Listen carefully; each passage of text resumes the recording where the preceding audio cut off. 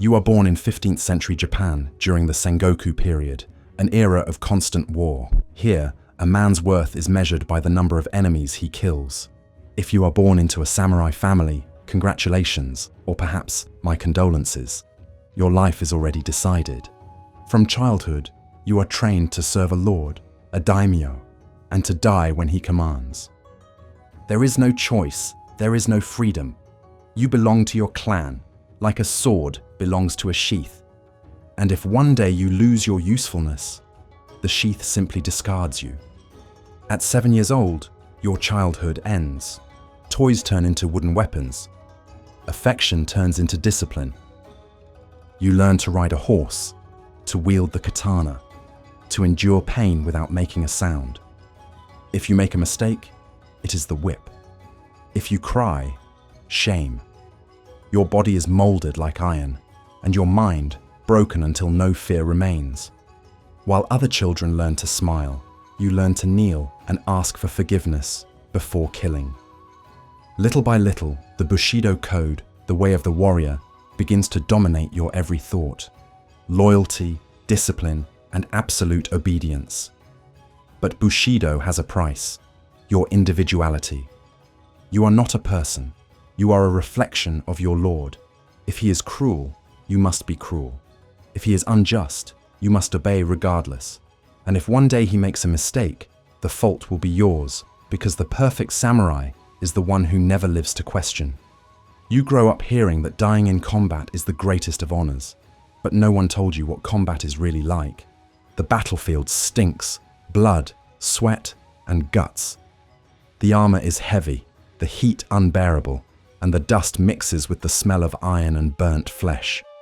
You scream your clan's name and run with the others, but before you see the enemy, the sound of arrows already cuts the air. Men fall at your side, some headless, others holding their own intestines. And if you stop to help someone, you die with them.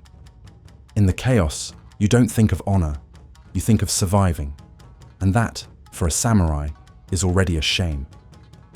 When there are no battles, life doesn't get any easier.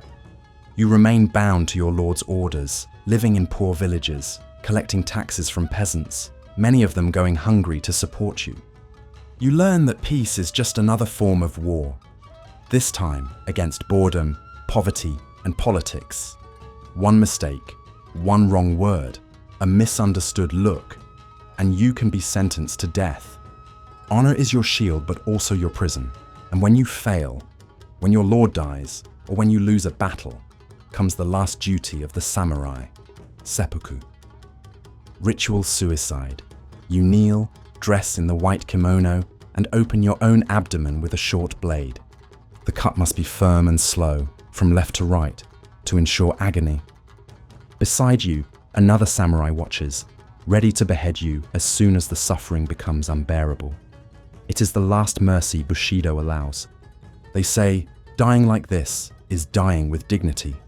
But in the face of pain, shame, and fear, dignity is just a pretty word for despair. If your lord dies before you, you become a ronin, a samurai without a master. And in this world, a samurai without a master is a dog without an owner. You lose your title, your income, and your respect. You are forced to wander the roads, working as a mercenary, assassin, or beggar. Some try to preserve the Bushido code, even in misery. Others abandon it completely. But the fate is always the same: death, by another man's blade or by your own. As centuries pass, Japan changes. Gunpowder arrives. Firearms replace swords. And the samurai, who once represented power, comes to be seen as a symbol of the past. During the Meiji period, the government bans the carrying of swords. Bushido is replaced by modern laws, and the old warriors, unable to adapt, disappear. Many commit seppuku, others hide in distant villages. The last echo of the clang of katanas fades under the sound of firearms. Today, the samurai is remembered as a symbol of discipline and honor. But behind the legend were men of flesh and bone, starving, exhausted, broken inside. You grew up believing that dying for honor was the greatest of destinies. But if you had lived in that era, you would discover that the true tragedy wasn't dying as a samurai, it was having to live as one.